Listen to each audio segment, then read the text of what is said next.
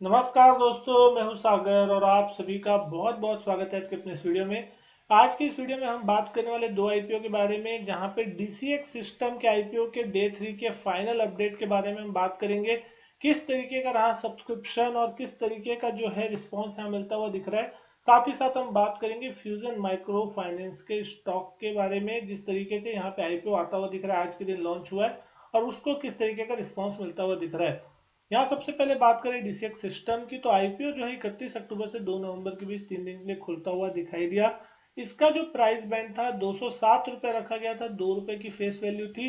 और आईपीओ का जो साइज था वो था 500 करोड़ का। लिस्टिंग जो है बीएसई एनएसई दोनों पे होगी और 72 स्टॉक का जो है लॉट साइज था। यहाँ पे ना आप मिनिमम 72 शेयरों के लिए बोली लगा सकते हैं, लेकिन सबसे बड़ी चीज यहाँ पे जो है वो है रिटेल सेक्शन। 10% हिस्सा था खाली रिटेल सेक्शन के लिए, यानी कि कहीं ना कहीं 50 करोड़ रुपए के ही खाली उनके लिए जो है अलॉटमेंट एरिया था, तो उतने में ही उनको मिलेगा अलॉटमेंट। तो सबसे पहले अगर हम बात कर रहे हैं तो टोटल जो सब्सक्रिप्शन आता हुआ दिख रहा है वो आ रहा है 64 गुना से ज्यादा सब्सक्राइब होता हुआ दिखाई दे रहा है। अगर हम बात करें इस स्टॉक में, इस आईपीओ की, क्यूआईबी का हिस्सा जो ऑलमोस्ट 77 गुना भी भरता हुआ दिख रहा है। नॉन इंस्टीट्यूशनल बायर्स का हिस्सा ऑलमोस्ट 42 टाइम्स सब्सक्राइब हुआ और रिटेल इन्वेस्टर्स की अगर हम यहाँ बात करें ऑलमोस्ट 58 टाइम्स जो है रिटेल सेक्शन भरता हुआ दिखाई दिया है। तो कहीं ना कहीं रिटेल की तरफ से एक बहुत जबरदस्त रिस्पॉन्स जो है वो आता हुआ दिखाई दे रहा है, क्योंकि यहाँ जिस तरीके से उम्मीद की जा रही है एक अच्छे लिस्टिंग की, तो इसके लिए यहाँ पे रिटेल इन्वेस्टर्स यहाँ पे देखते हुए दिखाई दे रहे हैं। लेकिन 58 गुना यहाँ पे सब्सक्रिप्शन आया है। अब किसे कितना अलॉटमेंट मिलेगा ये चीज यहाँ देखने वाली होगी, क्योंकि कहीं ना कहीं जो साइज है रिटेल कोटा का, जो साइज रखा गया है वो बहुत ही कम है। तो बहुत ही कम लोगों का अलॉटमेंट मिलते हुए दिखाई देगा, तो ये चीज थोड़ा सा निराशाजनक होगी उन लोगों के लिए जिनको यहाँ पे अलॉटमेंट की उम्मीद है। लेकिन फिर भी अगर अलॉटमेंट मिलता है तो देखना होगा किस तरीके से यहाँ पे आपको लिस्टिंग होती हुई दिखाई देगी। लेकिन अगले आईपीओ की हम बात करें, फ्यूजन माइक्रो फाइनेंस का, तो यहाँ पे आज पहला दिन है इस आईपीओ का और कहीं ना कहीं 2 से 4 नवंबर के बीच खुलता हुआ दिखाई दिया है। 350 से 368 रुपए की प्राइस बैंड में आईपीओ आता हुआ दिख रहा है। 10 रुपए की फेस वैल्यू है। 1103 करोड़ 1104 करोड़ का जो है आईपीओ साइज है इसका।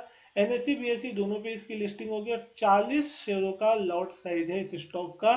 और कहीं ना कहीं यहाँ पे एक चीज अच्छी ये है कि इसमें जो रिटेल सेक्शन है वहां पे 35% जो है हिस्सा रिटेल सेक्शन के लिए रखा गया है। तो यहाँ पे अलॉटमेंट के जो चांसेस है कहीं ना कहीं उसकी डीसीएक्स सिस्टम की तुलना में आपके बढ़ते हुए दिखाई देंगे। लेकिन अगर हम बात करें इस स्टॉक के, इस आईपीओ के सब्सक्रिप्शन की, तो अभी तक पहले दिन की अगर हम बात करें तो सब्सक्रिप्शन बहुत ही निराशाजनक रहा है। अभी तक फिलहाल कोई सब्सक्रिप्शन के नंबर यहाँ पे ढंग के आपको देखने मिलेंगे नहीं। क्यूआईबी की तरफ से भी सब्सक्रिप्शन बिल्कुल जीरो है।